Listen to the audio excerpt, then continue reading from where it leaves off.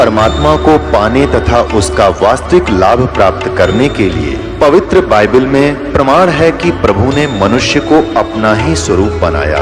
6 दिन में सृष्टि रचकर 7वें दिन विश्राम किया। कुरान शरीफ में प्रमाण है कि हजरत मोहम्मद को खुदा स्वयं कह रहे हैं कि मैंने तुम्हें उस परमात्मा की महिमा बताने के लिए भेजा है। वो परमात्मा कबीर है जिसने 6 दिन में सृष्टि रची तथा 7वें दिन तख्त पर जा विराजा। उसकी खबर किसी बाखबर से पूछ कर तो देखो। कृपया अवश्य सुनिए जगत गुरु तत्वदर्शी संत रामपाल जी महाराज के अमृत वचन। अब देखो परमात्मा की उस वाणी का इसने अनुवाद यहाँ किया है जो इसमें लिखा है कि ये 34 पृष्ठ पर भी आपको पढ़ के सुना से परमात्मा की वाणी है। अष्टकबल दल चक्कर सूझे योगी आप से बूझे, इला पिंगला के गरजाई सुषमना नार रह ठहराई, ओ हम सोम तत्व विचारा बंक नाल में किया संभारा, और मन को मार गगन चढ़ जाई मान सरोवर बैठे नहाई, आनंद नाद नाम की पूजा। इसका अनुवाद इन्होंने यहाँ किया है। और ये मंत्र यही सतनाम है। ये केवल सतनाम को ही मंत्र मानते हैं कि कोई सतनाम, वो सतनाम इनका कौन सा है? अजर नाम, अमर नाम, पाताले सब सिंधु नाम, यही हंस का काम, वो इनका सतनाम है। सतनाम ये 2 अक्षर का है। परमात्मा कहा करते मोती मुक्ता दर सतनाही ये जग है सब अंदरे, दिखत के तो नैन चश्मे इनका फिरा मोतिया बंदरे। इनका मोतिया बंद हो रहा था ज्ञान का। अब ये कबीर साहब की वाणी है। ये क्या बता रही है? डेली पाठ करेंगे।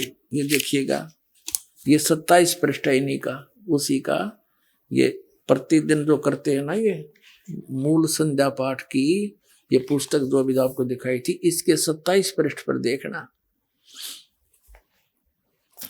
चेतावनी, सत का शब्द सुन भाई फकीरी अदल बादशाही, साधु बंदगी दीदार सहज उतरे सायर पार, सो हम शब्द सो कर प्रीत, अनुभव अखंड घर को जीत, तन में खबर कर भाई के जा में नाम रोशनाई।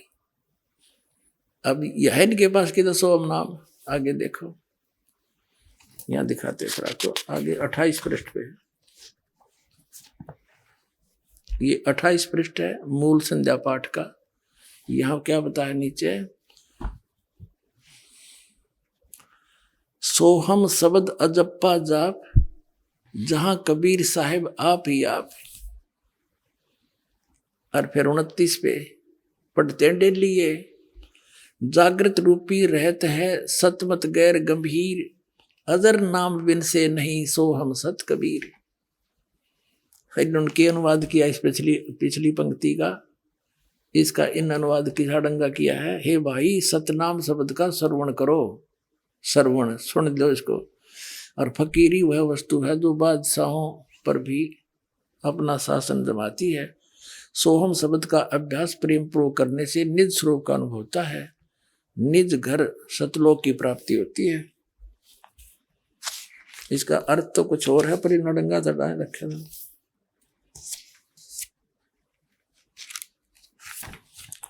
इस अंतिम पंक्ति का इन्होंने 32 पृष्ठ पर अनुवाद कर रखा है।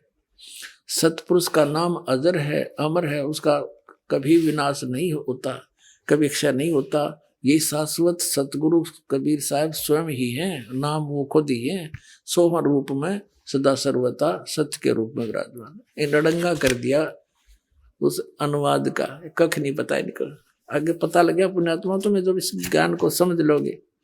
ये आपको सुनाई दिया। अब आपको थोड़ी सी झलक दिखाएंगे। एक 20 मिनट का सत्संग है, क्योंकि प्रत्येक सत्संग में पुण्यात्मा नए नए आते हैं, और ये सब भटकी हुई आत्मा है जो परमात्मा के बच्चे अब ये ठीक ठिकाने आने लग रहे हैं।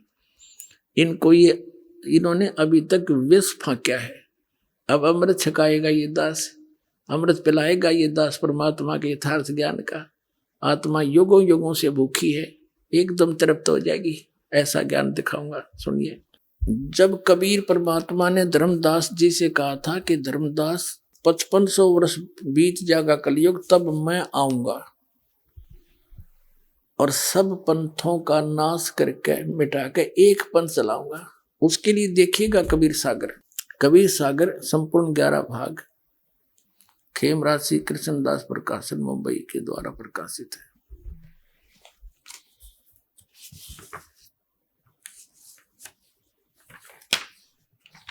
ये संपूर्ण 11 भाग कबीर सागरी, ये उन्हीं का है, कबीर पंथियों का छापा हुआ। कबीर पंथी भारत पथिक स्वामी युगलानंद विहारी द्वारा पुरस्कृत, और ये मुद्रक है, प्रकाशक। अब इसमें जब परमात्मा और काल की वार्ता हुई थी, उस समय परमात्मा से काल ने क्या कहा था कि 12 पंथ तेरे नाम तो चलाऊंगा, और इन 12 पंथा में जो नाम लेगा वे मेरे मुख में आन समोई। 12 पंथ करूं मैं साजा, और नाम तुम्हारा ले करूं आवाजा। काल ने कहा था कबीर परमेश्वर को, और 12 पंथ करूं मैं साजा, नाम तुम्हारा ले करूं आवाजा। 12 पंथ नाम जो ले ही मेरे मुख में आन समोई। और जाओ जोग जीत संसारा, जीव न माने कहा तुम्हारा। जीव तुम्हारा कहा न माने, हमरी ओढ़ हो बाद बखाने। तब परमात्मा ने कहा था डट जा, आन दे टाइम, तब मैं क्या करूंगा तेरे संग में। क्या बताया है ये देखिएगा। कबीर बोध सागर, कबीर सागर के अंदर बोध सागर, और ये सबसम वेद बोध है। इसमें इसके 121 पृष्ठ पे यहां लिखा है सतयुग त्रेता द्वापर माही, तीनों युग जीव थोड़े जाही। युग निरंजन ने परमात्मा से वचन लिए थे। चौथा युग जब कलयुग आई, तब तो शरण जीव बहु जाई। ऐसा वचन हर बोय दीजिए, तब तुम संसार गवन ही कीजिए। अब परमात्मा ने कहा था, अरे काल पर पंथ पसारा, तीनों युग जीव कीन दुख डारा। जीवन दुख डारा, बिनती तोरी लीन में मानी, मोह को ठगे काल अभिमानी। चौथा युग जब कलयुग आई, तब हम अपनो वंश पठाई। काल फंद छूटे नर लोई, सकल सृष्टि परवानी खोई। घर घर देखो बोध विचारा, सत नाम सब ठोर उचारा। कलयुग फिर के 5505, तब ये वचन होगा साचा। कलयुग बीत जावे जब एता, तो सब जीव परम पुरुष पद चेता। इसका क्या अर्थ है कि काल जब 5505 वर्ष बीत जाएंगे कलयुग के, तब मैं अपना अंश भेजूंगा। अब परमात्मा अपने आप को छुपा के करे, और कहते हैं फिर पूरा विश्व परमात्मा के उस परम पद का से परिचित होगा, उस भक्ति से, और सकल सतनाम का सब जगह उच्चारण होगा। देखिए, घर घर देखो बोध विचारा। काल फंद, चौथा युग जब कलयुग आई, तब हम अपना अंश पठाए, अपना अंश भेजेंगे। और काल फंद छूटे नरलोई, सकल सृष्टि परवानी कोई। पूरी सृष्टि नाम लेगी। और घर घर देखो बोध विचारा, घर घर परमात्मा की महिमा का विचार होगा, ज्ञान का। और सतनाम सब ठोर उचारा, सब जगह सतनाम का दिया जाएगा, सब जाप किया करेंगे। और कलयुग 5505, जब ये वचन होगा साचा, कलयुग बीत जाए तब एता, सब जीव परम पुरुष पद चेता। यानी सभी जीव उस परमात्मा के परम पद के परिचित हो जाएंगे। अब पहले आपको दिखाते हैं वो 12 पंथ कौन कौन से हैं, और कौन से पंथ में परमात्मा ने स्वयं आने के लिए कहा है। देखिएगा, ये है कबीर बानी नामक एक चैप्टर है, कबीर सागर में अध्याय है। बोध सागर खंड है, कबीर सागर ग्रंथ है, और कबीर बानी अध्याय है। इसके 136 पृष्ठ पे यहां देखिएगा। 12 पंथ चलो सो भेद, क्या बताया है कि 12 पंथ काल फुरमाना, और भूले जीव न जाए ठिकाना। ताते आगम कह हम बाख्या, वंश हमारा चूड़ामणि शाखा। प्रथम जग में जागो बरमावे, बिना भेद वो गंस चुरावे। दूसर सुरत गोपाल होई, अक्सर जो जोग दृढ़ावे सोई। तीसरा मूल निरंजन, चौथा टकसार पंथ टकसार और चौथे और पांचवा पंथ बीज का लेखा, फिर सतनामी पंथ, फिर जीवा का पंथ, राम कबीर पंथ, फिर यो परम धाम की वाणी, परम धाम की वाणी पंथ, ये चलेंगे। अब ये तो यहाँ इन्होंने बर्मा पंथ, प्रथम पंथ चूड़ामणि को नहीं दिखाया, प्रथम जागू दिखा दिया, ये गलत कर रखे ना। और यहाँ देखना प्रश्न नंबर 1800 यहाँ दिखाते हैं आपको, कबीर चरित्र बोध, ये देखिएगा, ये है कबीर चरित्र बोध ना, बोध सागर का ही कबीर चरित्र बोध नामक ये चैप्टर है, अध्याय है। इसके एक 1870 पृष्ठ पे, ये 1870 पृष्ठ, यहाँ 12 पंथों को गद्य भाग में लिखा है, कबीर साहब के पंथों का वर्णन। प्रथम नारायण दास जी का पंथ लिख दिया इन्होंने, और दूसरा जागूदास, और यहाँ लिख रखा है न प्रथम जागूदास। देखो यहाँ इस कबीर वाणी चैप्टर में 136 पृष्ठ पर प्रथम लिख दिया जागूदास, यहाँ चूड़ामणि को निकाल दिया, ये प्रथम चूड़ामणि है। ये अब हम आगे 1870 पृष्ठ पे कबीर चरित्र बोध में, कबीर साहब प्रथम नारायण दास जी का पंथ, फिर जागूदास पंथ, तीसरा सूरत गोपाल, मूल निरंजन का पंथ, टकसारी पंथ, भगवान दास पंथ, सतनामी पंथ, कमाली पंथ, यू कमाल का पंथ, कमाल वाला, कमाली का नहीं कमाल का, राम कबीर पंथ, प्रेम धाम की वाणी पंथ, और 11वां जीवा पंथ, और 12वां है गरीबदास पंथ। यू 12वां पंथ याद रखो, ये गरीबदास पंथ है, ठीक है। यहाँ क्लियर है गद्य भाग में, और ये है पद्य भाग कबीर वाणी 136 पृष्ठ पे, 136 पृष्ठ। अब यहाँ आगे हम फिर दोबारा, द्वादश पंथ काल फुरमाना, भूले जीव न जाओ ठिकाना। इन 12 पंथों में काल का आदेश चलेगा, नाम चलेगा, ज्ञान चलेगा, अर्थात आगम कह हम व्याख्या, इसलिए भविष्य का हमें बता दिया है, आपको बताऊंगा आपको। वंश हमारा चूड़ामणि शाखा, ये प्रथम चूड़ामणि है, इन्होंने गलत लिखा, थोड़ा सा फेर बदल बाद में किया है इन कबीर पंथियों ने। जग में जाग, प्रथम जग में जागो बरमावे, बिन जागो जोगो सूरत गोपाल वही है, टकसारी पंथ, फिर सारा ये सतनामी पंथ, और ये सारा वही है परमधाम की वाणी पंथ। और यहाँ आगे हम ये 10वां पद है परमधाम की वाणी बानी। अब ये 11वां है वास्तव में, अब ये है 12वां। कहते हैं संवत 1775 होई, तादिन प्रेम प्रगटे जग सोई। संवत 1774 में गरीबदास जी का जन्म हुआ था, संवत 1774 वैशाख में, यहाँ गलती से 75 लिखा गया है, संवत 1775 हुई, ये 74 हुई होना चाहिए।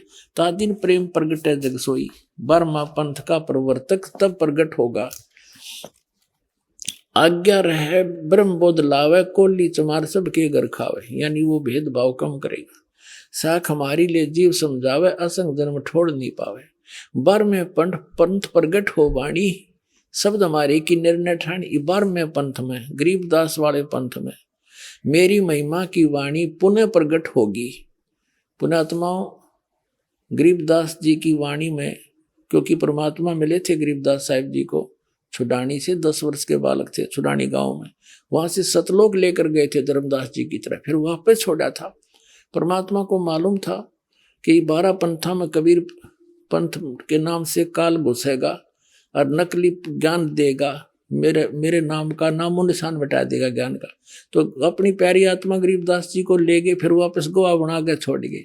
उन्होंने उस वाणी का आंखों देखा हाल लिखा जो दास के पास उपलब्ध है। तो यहाँ क्या बताते हैं कि कबीर साहब ने कहा कि 12वें पंथ प्रगट हव वाणी और शब्द हमारे का निर्णय ठाणी। ये 12 अस्थिर घर का मरम ना पावे, ये 12 पंथ हम ही को ध्यावे। यानी मेरी वाणी को 12वें पंथ प्रगट हो वाणी और शब्द हमारे का निर्णय ठाणी। हमारे ज्ञान को वो कोशिश करेंगे समझने की, पर अस्थिर घर का मरम ना पावे, ये 12 पंथ हम ही को ध्यावे। गरीबदास वाले पंथ में भी कहते हैं मेरी महिमा की वाणी प्रकट होएगी, लेकिन गरीबदास वाले भी इस ज्ञान को समझ नहीं सकेंगे, क्योंकि गुरु बिन काहुन पाया ज्ञान, जो थोथा भूसड़े मूड किसाना। गुरु बिन वेद पढ़े जो प्राणी, समझे न सार रहे अज्ञानी। तो सतगुरु आवे दया करी, वो दया करी परमात्मा ने। फिर इस दास को देखियो, आगे देखो इसका निचोड़ कहाँ होता है।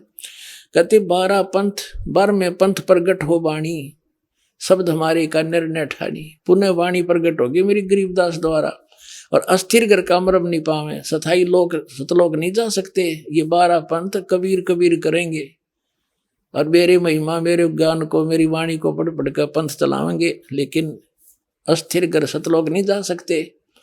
12वें पंथ फिर हम ही चल आवे, गरीबदास वाले पंथ में हम आगे चल के आवेंगे, और सब पंथ मिटा के एक ही पंथ चलावे। पुणात्माओं, परमात्मा ने दास भेज दिया, सारा वो जो का तू दे का सामान।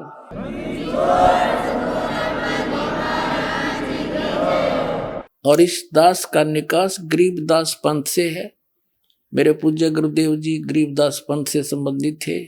उन्होंने मुझे ये सारा ज्ञान दे करके कह दिया था, बेटा मेरे जाने के बाद यहाँ मत आना वापस, यहाँ कुछ नहीं है छुड़ानी में, ये सारे अभिमानी जीव हैं, तेरे को लेना था हमने आगे, या जोत के जोत जगानी थी, बस इतना ही काम था यहाँ। तो पुणात्मा उसके बाद दास वहाँ जाख्या भी नहीं छुड़ानी में, जो माल थी परमात्मा सदगुरु हमें दे गए। और कहती 12 पंथ गरीबदास पंथ तक भी पार नहीं होंगे असंग जन्म तक, यदि इस मार्ग को ग्रहण नहीं करेंगे। और फिर परमात्मा क्या कहते हैं आगे देखो। प्रथम चरण कलयुग निर्याना, तब मगर मांडो मैदाना। कलयुग का प्रथम चरण वो होगा जब कबीर साहब मगर से सह शरीर जाएंगे। कहते मैं सह शरीर जाऊंगा, मगर मैं एक लीला करूंगा, वो प्रथम चरण होगा। कलयुग को परमात्मा कबीर जी ने 3 चरणों में बांटा है। प्रथम चरण जब स्वयं आए थे, अब बिचली पीढ़ी जो अब चल रही है, और अंतिम लास्ट वाले कर्तगनी हो जाएंगे कलयुग के जीव, वो भक्ति नहीं करेंगे, मांसाहारी बकवादी हो जाएंगे। अब ये क्रीम टाइम है, प्राइम टाइम, जिनको अब मनुष्य जीवन मिलेगा, जो पुण्यात्मा है फटाफट परमात्मा भेजेगा उनको, और ज्ञान ग्रहण करेंगे। आपके घर ऐसी पुण्यात्मा आएंगे बेटा और बेटी, आते भगवान की भक्ति पर लग जाएंगे, उनके आप पर कर्म बन जाएंगे, उनको कोई दुख नहीं आवे, टेंशन खत्म हो जाएगी सारी। ऐसी पुण्यात्मा आपके घर पे आऊंगी। कबीर साहब कहते हैं, जो भक्ति बीज होवे जो हंसा, जो मेरी शरण में आ गया, और तारू तास के 71 वंशा, उसके 101 पीढ़ी पार कर दूंगा। 42 की तो बात छोड़ो।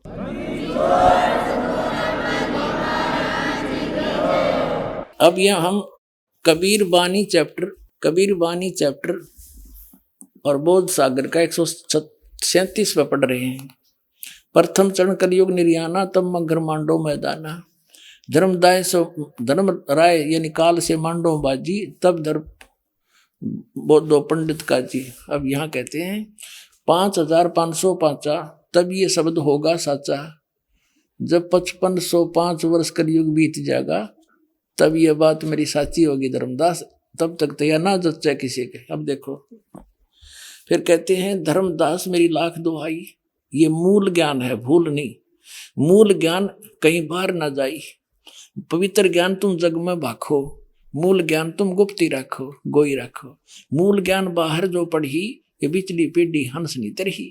33 अरब ज्ञान हम भाख्या, मूल ज्ञान गुप्त ही रख्या, गोई रख्या। और मूल ज्ञान तुम तब तक छुपाई, जब लग 12 पंथ मिटाई। ओए परमात्मा ने कहा, धर्मदास मेरी लाख दुआई। इस सतनाम और सारनाम नहीं, बस सार्वजनिक ना करिए, ना बीचली पीढ़ी मेरे हंस नहीं तरेंगे। काल के दूता और नाम होता, अधिकारी ये है नहीं। और आज मैं ये दास कैसे अंतर दिखाता परमात्मा के बच्चों को कि ये नकली ये असली है। तो परमात्मा ने कहा था, धर्मदास मेरी लाख दुआई। ये सार नाम की तो बताइए ना, तुम जाप करो। ऐसे ही सभी महापुरुषों को जिनको सतलोक ले गिर छोड़ा, सबको ऐसे ही कहा था। आदरणीय नानक साहिब जी को, आदरणीय गरीबदास साहिब जी को, आदरणीय मुल्कदास साहिब जी को, आदरणीय दादू साहिब जी को, आदरणीय गीसादास साहिब जी को। किसी भी पंथ में, गीसादास पंथ में, गरीबदास पंथ में, कबीर पंथ में, ये सतनाम नहीं है 2 अक्षर का। ये अन्ना नानक साहिब के पंथ में। अब इस दास को भेजा उन महापुरुष परमात्मा ने। अब उन महापुरुषों को गवाह बनाकर आपको प्रत्यक्ष कर दूंगा कि कबीर इज गॉड। आगे देखो, अब ये आपने पढ़ा था पहले, फिर दोबारा देख लो, 10 सेगमेंट और देखना, सारा क्लियर हो जाएगा। सब संवेद बोध 121 पृष्ठ पर आपने पढ़ लिया था। 121 पृष्ठ पे यहां पर कि चौथा युग जब कलयुग आई, तब हम अपना अंश पठाई, काल फंद छूटे नरलोई, सकल सृष्टि परवाह नहीं कोई। पूरी सृष्टि नाम लेवेगी बंदी छोड़कर कबीर साहब का। घर घर देखो बोध विचारा, और सत नाम सब ठोर उचारा। खुले तौर पर बताया जाएगा फिर और नाम सब पुण्यात्माओं का सतनाम का, वो 2 अक्षर का नाम है। और 5500 पाचा, तब ये वचन मेरा होगा साचा। कलयुग बीत जाए तब एता, सब जीव परम पुरुष पद चेता। सब जीव परमात्मा के उसे परम पद से परिचित हो जाएंगे। अब देखना, ये कबीर साहब का फिर सौसंबोध ही चल रहा है। 171 पृष्ठ पर आ गए हम। अपने आत्माओं, इस पर लिखा है 500 और 500 जब कलयुग बीत जाए, परम पुरुष फरमान तब जग तारण को आए। कबीर साहब कहते हैं जब 5000 यानी 5500 कलयुग बीत जाएगा, जब एक महापुरुष आवेगा। वहां तो उन्होंने खुद कह दिया हम चल कर आएंगे, तो बार बार नौके का मावांगे तब से नहीं, तो स्पष्ट कर दिया कि महापुरुष फरमान तब जग तारण को आवे। हिंदू तुर्क आदि सब जेते जीव जहान, और सत नाम की साख गए ये पावा पद निर्वाण। पूरे जितने भी जीव हैं, हिंदू हैं, मुसलमान हैं, या कोई सिख है, कोई भी आगे जो चलेंगे सारे, जितने भी जीव जहान में और जो सत नाम की साख ले, वो पावा पद निर्वाण। निर्वाण माने मोक्ष पद प्राप्त करेंगे। यथा श्रीतगण आप ही मिले संधु में धाये, सत सुकृत के मध्य तिमी सभी पंथ समावे। कहते हैं जैसे सिंधु में, समुद्र में दरियागण, ये दरियाएं जैसे गंगा जमुना सरस्वती सारी, कहते हैं अपने आप धाय कर दौड़ कर उसमें जाकर मिलकर एक रस हो जाती हैं। ऐसे सारे पंथ एक दिन इस सच्चाई को समझ के उस मेरे वाले दास के द्वारा चलाए गए उस पंथ में महापुरुष, वो तो मान थे इसलिए मान को महान ही कहते हैं, हम तो दास हैं। कहते उसके द्वारा चलाए गए पंथ में ऐसे भाग भाग गाओगे जैसे समुद्र में दरिया सपीट तो जाकर मिल जाया करती हैं, निर्बाध होकर के आ जाते हैं। तो ऐसे सब एक हो जाएंगे सारे पंथ। देखिए, यथा सरित गण आप ही मिले सिंधु में धाये, और सत सुकृत के मध्य तिमी, उस सच्चे पंथ के मध्य ये सभी पंथ ऐसे समावे। जब लग पूर्ण होवे नी ठीके को तिथि वार, कपट चातरी तब लो ये सब संवेद निर्धार। जब कबीर साहब कहते हैं जब लग यो मैंने समय दर दिया यो 5505, जब तक यो ठीक का समय नहीं आवेगा, ठीक माने निर्धारित समय, तब तक मेरा सब संवेद का ये वचन निराधार दिखाई देगा। ये उस दिन सच्चा हो जाएगा जब वो दिन आ गया, उन आत्माओं आ गया वो ठीक का दिन। ये सारे झाड़ के दर दिए दास ने।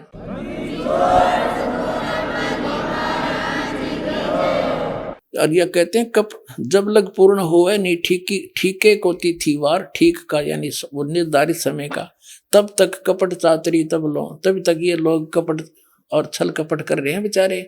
और मेरा सब संवेद निर्धार, ये सब संवेद में जो ज्ञान लिखा जा रहा है तेरे द्वारा मैं बोल रहा हूँ, ये तब तक तो निराधार दिखाई देंगे। मेरे वचन वैसे कह रखा है, अब कब आओगा वो दिन। और एक अनेक हो गए, एक से अनेक बना दिए, काल ने नर नारी पंथ बना दिए, मजहब बना दिए। कहते पुनः अनेक हो एक, वो सारे फिर एक हो जाएंगे दोबारा। और हंस चले सतलोक सब सतनाम की टेक, सतनाम के सारे सारे जो सतलोक हंस सतलोक जाएंगे।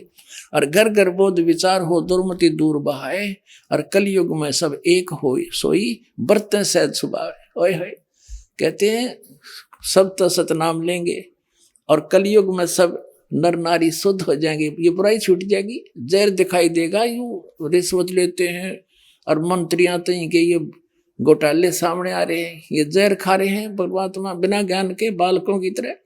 जहर दिखाई देगा अपने और केवल एक सतलोक दिखाई देगा। और आपका कोई भी काम होगा, भगवान को किस लिए ढूंढते हैं, किस लिए उसकी शरण ग्रहण करते हैं? कि सब दुख दूर किया करता है, सब आवश्यकताएं पूर्ति करता है। और ऐसे कर देगा, आप समझ में नहीं सकोगे। तो फिर हमने क्या हो सकता है फिर बकवाद करने की, और फिर विष दिखाई देगा। तो कहते हैं घर घर बोझ विचार हो और दुर्मति दूर बहाए, सबकी दुर्मति दूर हो जाएगी, इसे जानते हैं। और कलयुग में एक हवे हो के हवे और सोई बरते सहज सुबाए, सब प्यार तरह करेंगे। और कहा उगर का सूदर हो, हर सब की भववीर, सो समान समदृष्टि है वो समरथ सत कबीर। कहते हैं कि तो डाकू ठग लुटेरे चोर और ये रिश्वतखोर, और क्या फिर शूद्र जो छोटी जाति या नीची, कहते हैं सब एक हो गए, भवभीर सब एक हो जाएंगे। और वो जो पंथ का प्रवर्तक होगा, देखिए सो समान समदृष्टि, वो सब पर को समान दृष्टि से देखेगा, वो है समरथ सत कबीर। बोलो सतगुरुदेव।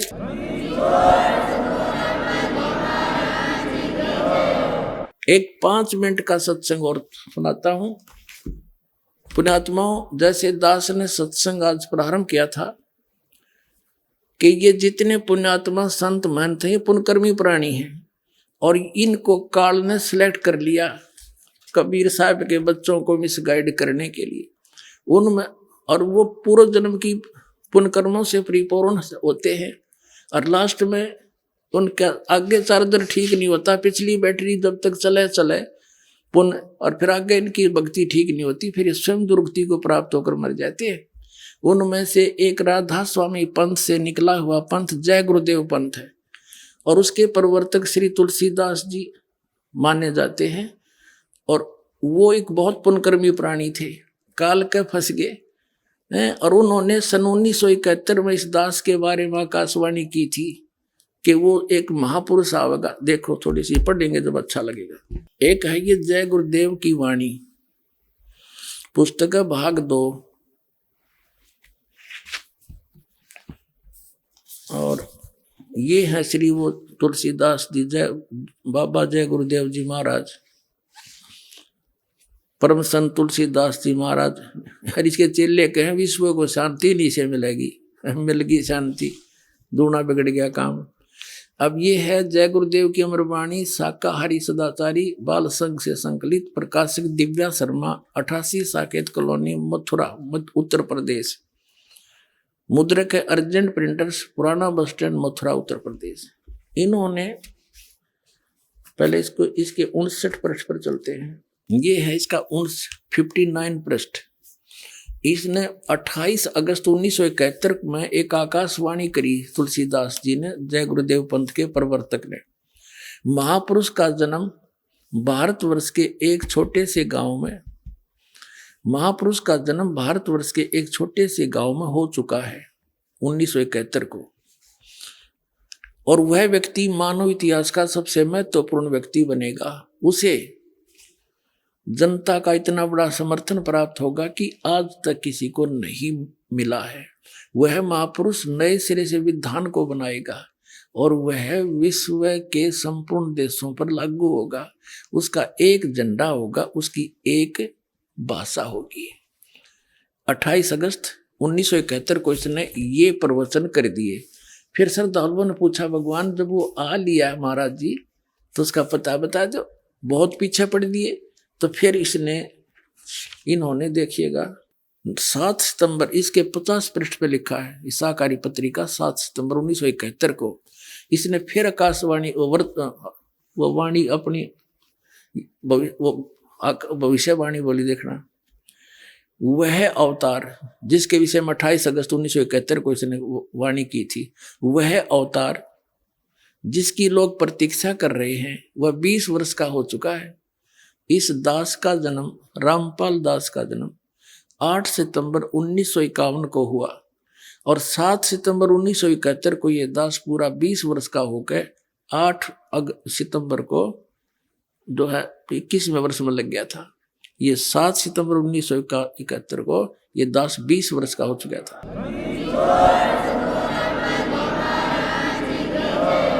वह अवतार जिसकी लोग प्रतीक्षा कर रहे हैं 20 वर्ष का हो चुका है, और है यदि उसका पता बता दूं लोग पीछे पड़ जाएंगे। अभी ऊपर से आदेश बताने के लिए नहीं हो रहा है, मैं समय का इंतजार कर रहा हूं। और सभी महात्माओं ने समय का इंतजार किया है। समय आते ही सबको सब कुछ मालूम हो जाएगा। अब पुण्यात्माओं, सन 2011 में दास ने सत्संग करके इनके साथ अब ये आध्यात्मिक ज्ञान चर्चा के माध्यम से भी साधना चलन वालों ने ये सतर्क कर दिया था कि ये पुनकर्मी प्राणी सन 1971 में इसकी दिव्य दृष्टि काम कर रही थी, क्योंकि इसकी बैटरी चार्ज थी पिछले पुनकर्मों से। आगे ये 500 नाम काल के जाप करे था, वो कोई भक्ति थी नहीं। तो 2011 में दास ने ये कहा कि यदि आज इसकी दिव्य दृष्टि काम कर रही है तो ये बता दे वो कौन है। 21 वर्ष 20 वर्ष का था 1971 में।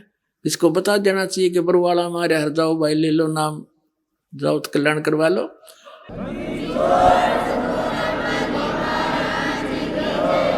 लेकिन उस समय यू फ्यूज हो लिया था, इसकी बैटरी डिस्चार्ज हो चुकी थी, भक्ति खत्म हो गई थी, और गड़ के मेरे हाथ पैर इसके जिंदा लाश लिए फिर रहे थे इनको। और जब इसने इसका जू नहीं रहेंगी तो 2-3 महीना बाद से इसकी टकटा काट दी परमात्मा ने। या तो इसके लिए सुअवसर दिया था दाता ने कि अपने भार मुक्त हो जाता, और परमात्मा के बच्चे आसानी से आगे इसके कहते ही सारे मान जाते। वे चलो पहले से कहा करते थे, अरे आगे एकदम सारे समझ जाते। लेकिन इसने उस बात पर असर नहीं किया, इसलिए यो कुछ ही दिनों के बाद परमात्मा ने काल ले गया, इसने उठा कर छोड़ दिया दाता ने। ना 116 वर्ष जिया यो, इसलिए रखा हुआ था कि इस युग कह दे एक बार अपने मुख से, जाओ भाई वो आ रहा है जिसके बारे में 1971 में कहा था। तो ये भी क्रेडिट यो नहीं ले सका। तो पुण्यात्माओं, एक नस्त्रेदमस की आप भविष्यवाणी पढ़कर देखना इस दास के लिए। इस कहते हैं इस काल के लोक में कबीर साहब कहते हैं हमने अपनी महिमा आप पे बखानी, हमारे बारे में कोई दूसरा बतानिया नहीं कोई भी। आप पे आरती, आप पे साजे, आप पे किंगर, आप पे बाजे, आप पे काल ताल झांझन कारा, आप नचाप देखनार कह कबीर ऐसी आरती गाऊं, आप मध्य आप पे समाऊं। तो हमने आप पे बतानी पड़े ये सारी कहानी, वह कौन हूं मैं, कौन हूं, कहाँ है, कैसे लाभ होगा। अब जैसे इन भविष्य वक्ताओं का तो काम इतना है जैसे कोई खगोल भगोल का ज्ञाता, और ये बता दे कि अभी परसों 6:35 पर सूर्य उदय होगा, और वो ना बताते तो भी होना था, क्योंकि तो परमात्मा का विधान है। तो इन्होंने बता दिया, अच्छी बात है कि वो ऐसे ऐसे है ना। तो परमात्मा ने तो पहले कह रखा कि जब सन 1398 भगवान आए थे, 600 वर्ष 120 वर्ष रहे थे, 1518 में गए थे। उसी समय कह दिया था कि ऐसे ऐसे होगा, उसका वचन था जिसके वचन से सब ब्रह्मांड घूम रहे। उन्हीं के वचन से आज पूरे विश्व में ये शांति फैलेगी, सारा संसार भगवान की भक्ति करेगा, घर घर में शांति होगी, और सबके काम इतने सुख होंगे आप सोच भी नहीं सकते। तो उस परमात्मा का विधान था, ये ना बताते तो भी यो दिन तक आना ही था। बोलो सतगुरुदेव।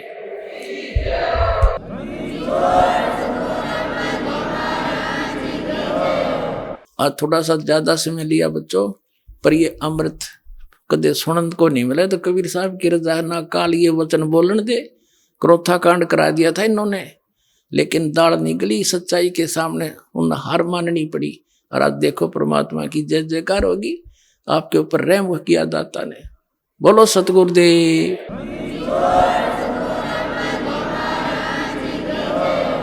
परम पिता परमात्मा पूर्ण ब्रह्म सारी सृष्टि के रचनहार कुल मालिक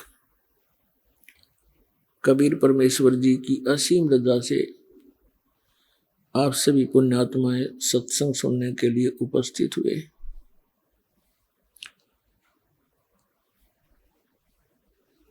प्रथम तो मनुष्य जीवन मिलना दुर्लभ है। असंख्य जन्मों के ये कष्ट उठाकर पशु पक्षियों की योनियों को भोग कर हम एक मानव शरीर प्राप्त करते हैं।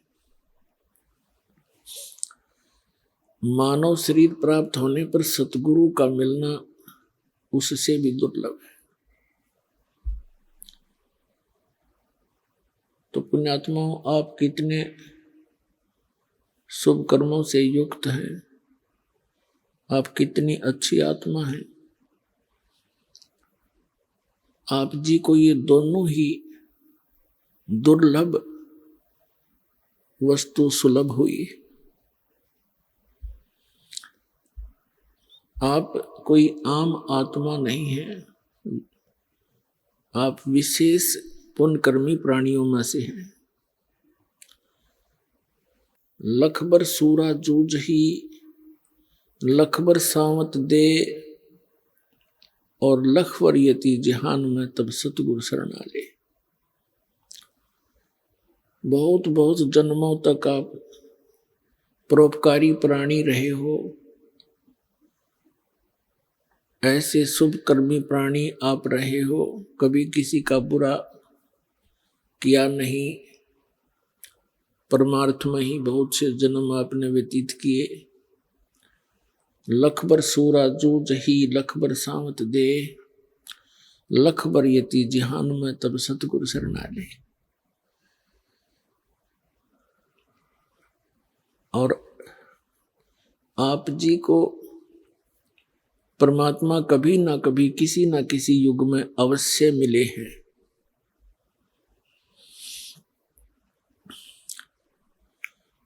और जब परमात्मा मिलते हैं वो अपनी प्यारी आत्माओं को भक्ति से जोड़ देते हैं। जैसे 600 वर्ष पहले वो परमेश्वर परम अक्षर ब्रह्म सत्य पुरुष, जिसे संत भाषा में परम पुरुष भी कहते हैं, सत्य पुरुष भी कहते हैं, उनका वास्तविक नाम है कबीर साहब, कबीर देव, कबीर परमेश्वर। अमर पुरुष, परम अक्षर पुरुष, सत्य पुरुष, ये उनके उपमा के नाम हैं। सत्य पुरुष माने अविनाशी भगवान, परम पुरुष माने श्रेष्ठ पुरुष, उत्तम पुरुष, और परम अक्षर ब्रह्म, परम अक्षर पुरुष यानी सबसे श्रेष्ठ, सबसे वास्तव में अविनाशी परमात्मा। तो यहाँ वो परमात्मा 600 वर्ष पहले भारत की वर्ष की इस पवित्र भूमि पर, वैसे तो परमात्मा के लिए कोई बाधा नहीं है, कोई सीमा नहीं है, क्योंकि परमात्मा कहते हैं बलख और विलायत तक हम ही धारे भेख। बलख बुखारे में भी हम गए, विलायत में यानी इंग्लैंड के अंदर भी, कहते यहाँ वहाँ पूरी पृथ्वी पर हम अपने बच्चों को संभालने के लिए जाते हैं। तो इस प्रकार इस भारत की उस पवित्र भूमि पर परमात्मा ने अपने पवित्र चरण रखे, सतलोक से आकर एक कमल के फूल पर विराजमान हुए, एक शिशु रूप धारण करके फिर उनको नीरूनी मां नाम के एक दंपत्ति जुलाहा उठा ले गए। जुलाहे के घर उनकी परवरिश की लीला होने के कारण और बड़ा होकर के परमात्मा जुलाहे का कार्य करते थे, इसलिए वो धानक जुलाहा, कबीर जुलाहा नाम से प्रसिद्ध हुए। लेकिन वो परमात्मा है, फिर छोटी आयु में ही वो जो उद्देश्य लेकर आते हैं वो अपना कार्य शुरू कर देते हैं। उनका जन्म नहीं हुआ, कबीर जी सहशरीर आए थे, सहशरीर चले गए थे। तो पुण्यात्माओं, आप कभी ना कभी उस परमेश्वर की शरण में रहे हो, इस युग में भी रहे हो। जो शीघ्र आ रहे हैं ये इस युग के ही संबंधित प्राणी हैं, क्योंकि एक ही घर में, एक ही परिवार में 5 सदस्य हैं, 2 दीक्षित हो जाते हैं, 3 विरोध करते रहते हैं। तो जो परमात्मा के पिछले संस्कारी हंस हैं वो तुरंत आ जाते हैं, और शेष विरोध कर रहे होते हैं वो भी कुछ दिनों में। परमात्मा दयालु हैं, जिस घर में भगवान की वाणी शुरू होगी, भगत मंत्र जाप करते हैं, तो उनके अंदर भी उसका असर होगा, और धीरे धीरे फिर वो एक दिन उनके ऊपर जो पाप कर्मों का दबाव है वो हट जाएगा, उनकी आत्मा में फिर कुछ चेतना आवेगी, तो वो भी दीक्षित हो जाएंगे। वो थोड़ा देर से आएंगे, आना पड़ेगा। अब इसका कारण क्या है कि जैसे कोयल क्या करती है, कोयल मादा पक्षी जो है अपना अलग घोंसला बनाकर अंडे उत्पन्न नहीं करती, क्योंकि उसके अंडों को काग खा जाते हैं, छोड़ते नहीं। वो थोड़ी सी बुद्धिमता से काम लेती है। किसी मादा कौवी ने अंडे दे रखे हों घोंसले में, तो मादा कोयल भी जब वो कौवी कहीं चोगा चरने के लिए अपना आहार के लिए बाहर गई होती है, पीछे से उसके घोंसले में अपने अंडे उत्पन्न कर देती है। जब वो कौवी वापस आती है तो देखती है कि 2 अंडे थे, 4 कैसे हो गए। वो ये पहचान नहीं पाती कि मेरा अंडा कौन सा है, इसलिए वो चारों को ही सेवन करती है, चारों को ही परवरिश देती है। और फिर वो अंडों से बच्चे जब निकल जाते हैं, उनकी शक्ल भी एक जैसी ही होती है। और कौवी का उन चारों के अंदर वैसा ही मोह बना रहता है। मादा कोयल दूर से बैठकर देखती रहती है। जब वो बच्चे उड़ने योग्य हो जाते हैं, कुछ दूर तक उड़कर वापस घोंसले में आते हैं, थोड़ी सी दूरी पर वृक्ष पर बैठकर कोयल वहां अपनी बोली बोलती है, कुहू कुहू की आवाज लगाती है।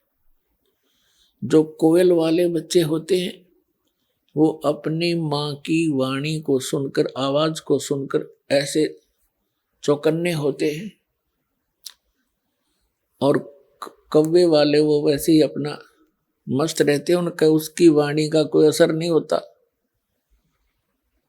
और कोयल बोलती है तो वो कोयल वाले बच्चे उड़कर उस आवाज को पहचान कर आकर्षित होकर उस आवाज की तरफ चल पड़ते हैं। वो कोयल भी उड़कर चल पड़ती है और कुहू कुहू करती जाती है। वो बच्चे भी उस आवाज के साथ साथ वो बहुत दूर निकाल ले जाती है। कभी कुछ देर तक उनका पीछा करती है कि मेरे बच्चे गए। जब वो बहुत दूर चले जाते हैं तो सोचती है कहीं दूसरों को कोई हानि ना पहुंच जाए, वो वापस आ जाती है, उनका पीछा छोड़ देती है। तो पुण्यात्माओं, परमात्मा की ये वाणी, कोयल वाली वाणी समझो, अमृत वाणी, आप जी ने टीवी के माध्यम से सुनी हो या किसी पुस्तक का अध्ययन करके ग्रहण की हो, आप वो पुण्यात्मा है, परमात्मा के बच्चे हो। और परमेश्वर ने अपनी वाणी बोलकर आपको आकर्षित कर लिया और आपको शरण में ले लिया, क्योंकि आप उसके बच्चे हो। और जो आ नहीं रहे हैं वो कभी भी परमात्मा के चरणों में लगे नहीं, और जो आ जाएंगे वो जो और आ जाएंगे घर के सदस्य, तो वो भी परमात्मा के बच्चे कभी ना कभी उसकी शरण में रहे।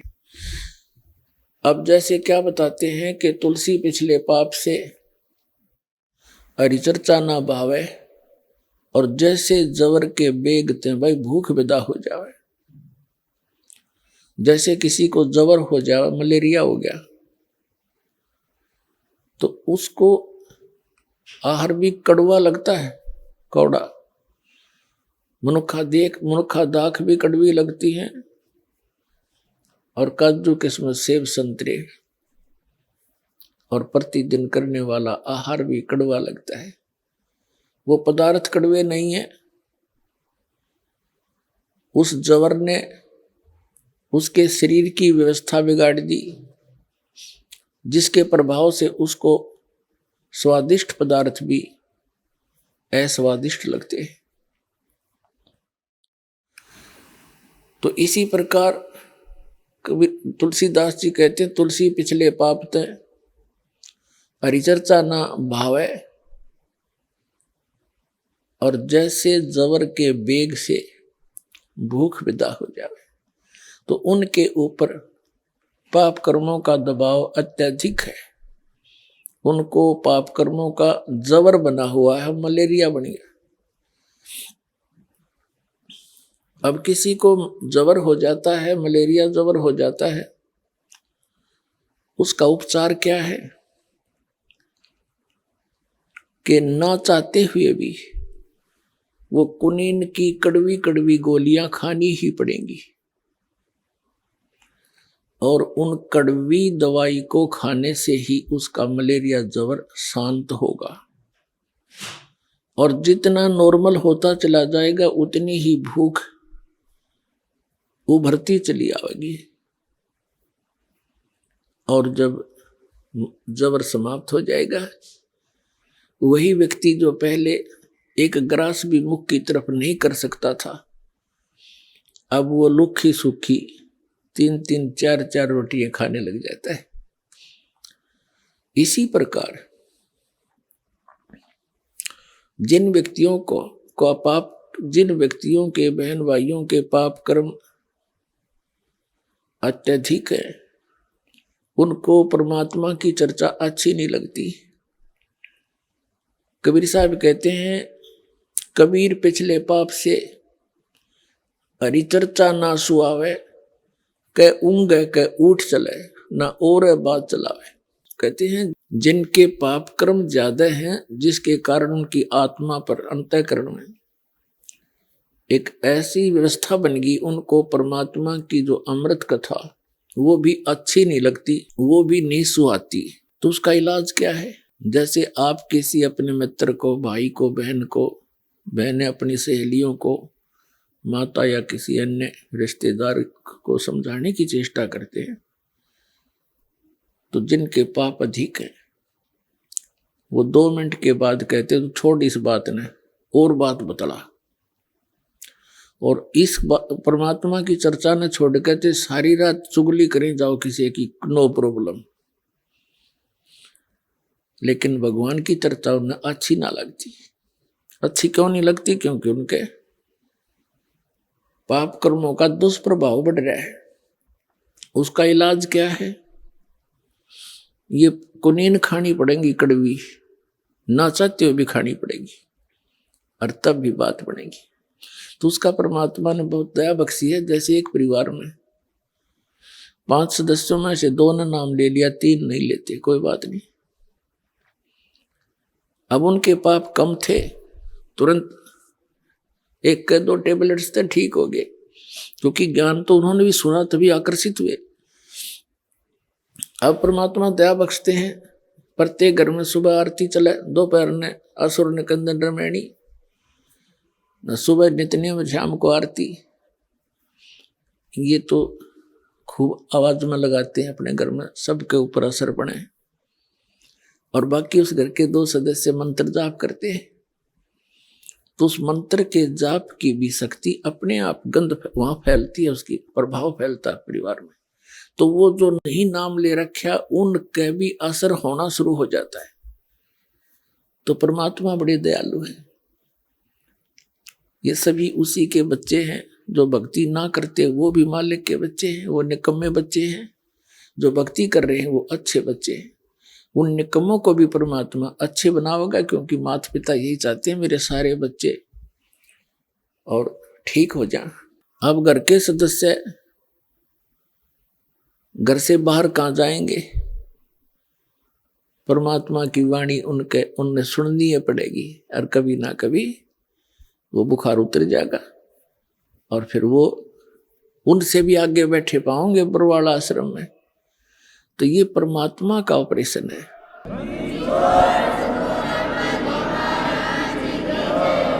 तो परमात्मा का जो प्रोसेस है, प्रोसीजर है, ऑपरेशन है,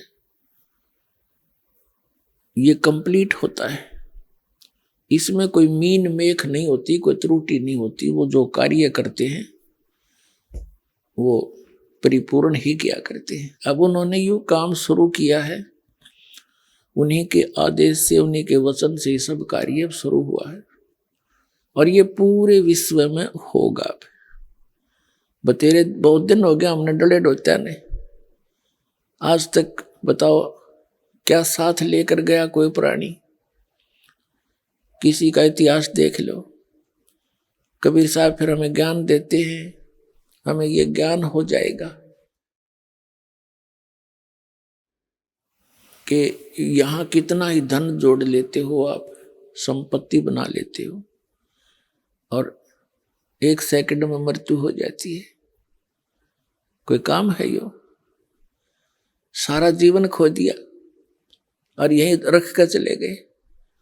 और एक आधा लड़का ऐसा निकम्मा पैदा हो जाता है, उसके जोड़े जाड़े नाश कर देता है। पाप का भागी वो बना जो सारी उम्र जोड़ता रहा और बर्बाद कर दिया बेटे ने। और मिलना वही है जो परमात्मा ने प्रारब्ध में लिखा है, किस्मत में जिसका है वही मिलेगा।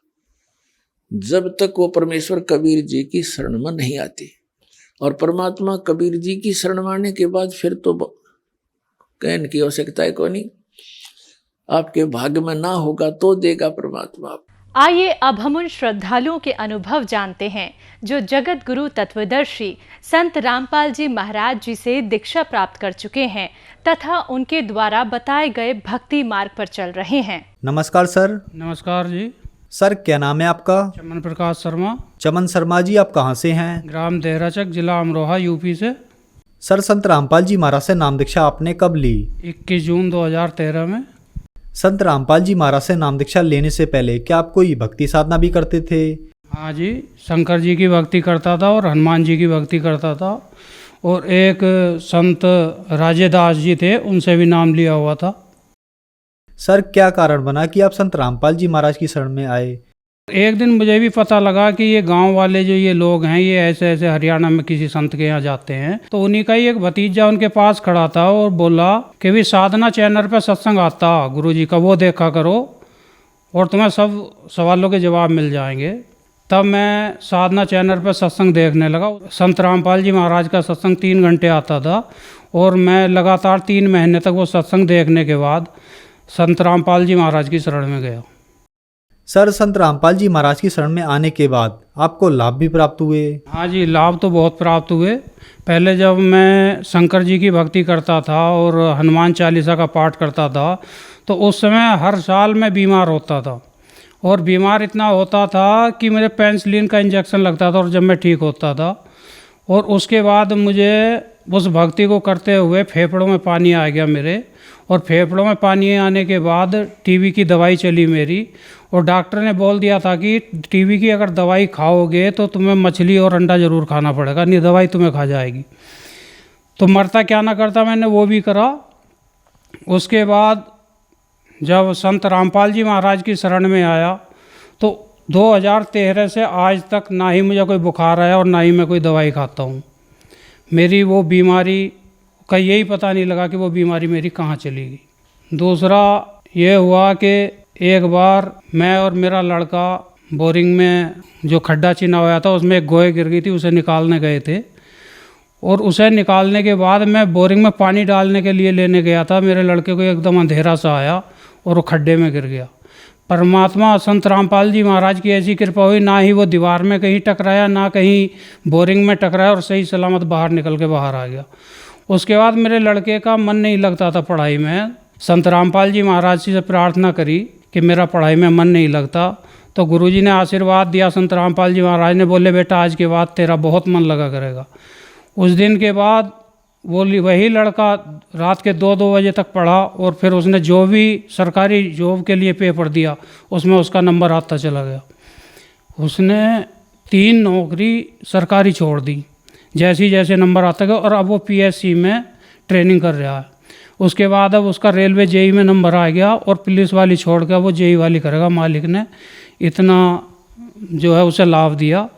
और एक बार मेरी जो पत्नी है वो बुग्गी से गोबर उतार रही थी, तो भैंसा आगे चल पड़ा और उसका बैलेंस ख़राब हो गया, और बैलेंस ख़राब होने के बाद ये सिर वाला जो हिस्सा वो नीचे और टांग ऊपर हो गई, और उसके बाद जब मैंने उसे उठाया तो वो बेहोश थी। लेकिन जब हमने गर्दन हिला जुला के देखी, गर्दन ठीक थी, आके परमात्मा के यहाँ दंडवत किया और कोई दवाई गोली नहीं ली और आज वो बिल्कुल ठीक है। तीसरे, मेरी एक बच्ची थी जो दूध नहीं पीती थी और वो बहुत हारी हुई थी।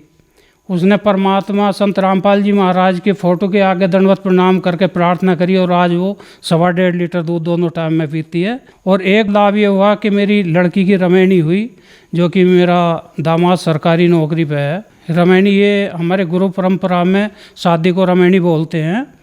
और आज हमारे यहाँ सरकारी नौकरी ढूंढने के लिए 15 से 20 लाख रुपया खर्च करना पड़ता है शादी में, जो कि मैंने आज तक एक चवन्नी भी अपने दामाद के हाथ पर नहीं रखी। ये मुझे लाभ मिला। और छोटे मोटे लाभ तो बहुत चलते रहते हैं, जैसे कि कोई हमें किसी चीज़ की ज़रूरत होती, परमात्मा के आगे दंडवत प्रणाम करते हैं, गुरुजी की फ़ोटो के आगे संत रामपाल जी महाराज के आगे और प्रार्थना करते हैं और सो ही हमें वो काम हमारा हो जाता है।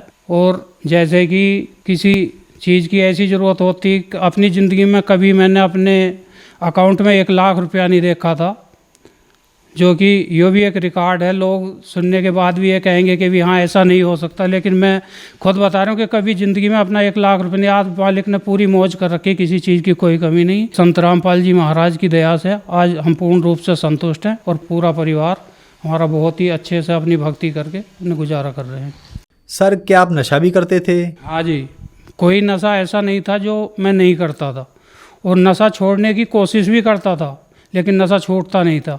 नशा छोड़ने के लिए मैं बीड़ी जेब में नहीं रखता था कि मैं नशा छूट जाएगा, लेकिन जब दूसरा कोई बीड़ी पीता था तो उसका छोड़ा हुआ धुआं मुझे बहुत स्वाद लगता था। मैं कहता दूसरी बीड़ी और लगाओ यार, लगा के दो बीड़ी मुझे।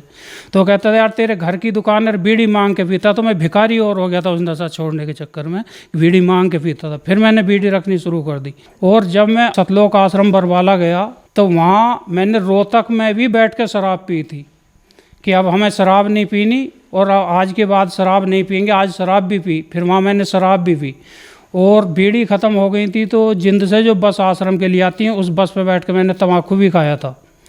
उसके बाद आश्रम जाने के बाद मैंने नाम लिया। नाम बिल्कुल ऐसे लिया था कि मुझे कोई ये जानकारी ऐसी नहीं थी कि भी मुझे इसलिए नाम लेना है, लेकिन नाम लिया। और जो मेरे मन में सवाल थे वहाँ भक्तों से जवाब भी नहीं बनते थे, लेकिन जैसे जैसे सत्संग सुनता गया मेरे सारे सवालों के जवाब मिलते चले गए और संतुष्टि होती चली गई।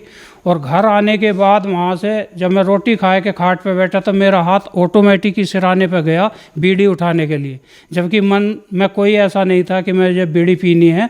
लेकिन हाथ, अब फिर मुझे हंसी आई कि भी बताओ ये अपना हाथ काम पूरा फिर भी बराबर कर रहा। उस दिन के बाद मैंने कोई नशा करना तो दूर, मैं किसी को उठा के भी नहीं देता। ये मुझे लाभ मिले।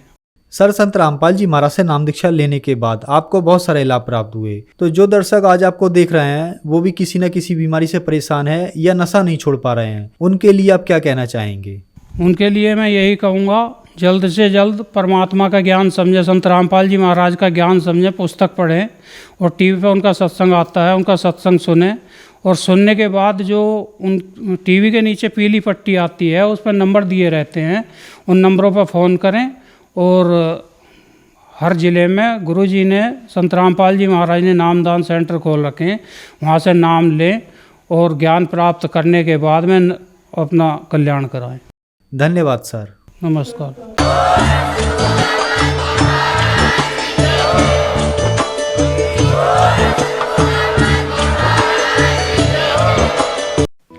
आप सुन रहे थे जगत गुरु तत्वदर्शी संत रामपाल जी महाराज के मंगल प्रवचन।